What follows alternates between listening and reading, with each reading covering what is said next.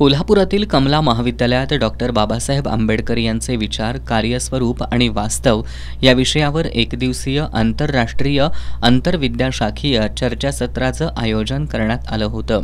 या चर्चासत्राचं उद्घाटन मॉरिशसमधील महात्मा गांधी संशोधन केंद्राचे मराठी भाषा विभाग प्रमुख बिदिन आबा यांच्या हस्ते दूरदृश्य प्रणालीद्वारे करण्यात आलं।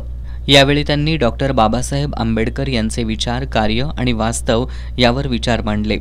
डॉक्टर बाबासाहेब आंबेडकर बिकट परिस्थितीला तोंड देत शिक्षण घेतलं। शिक्षणाच्या जोरावर आपल्याला सामाजिक सुधारणा आणता येईल याची त्यांना खात्री होती।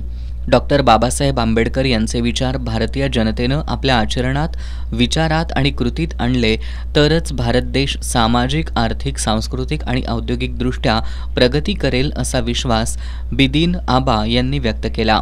यावेळी ताराराणी विद्यापीठाचे कार्यकारी अध्यक्ष प्राचार्य डॉक्टर क्रांतिकुमार पाटील, उपाध्यक्ष डॉक्टर एस.एन. पवार, सचिव प्राजक्त पाटील, डॉक्टर श्रीकृष्ण महाजन, डॉक्टर भरत जाधव, प्राचार्या तेजस्विनी मुडेकर यांच्यासह विद्यार्थी, संशोधक उपस्थित होते।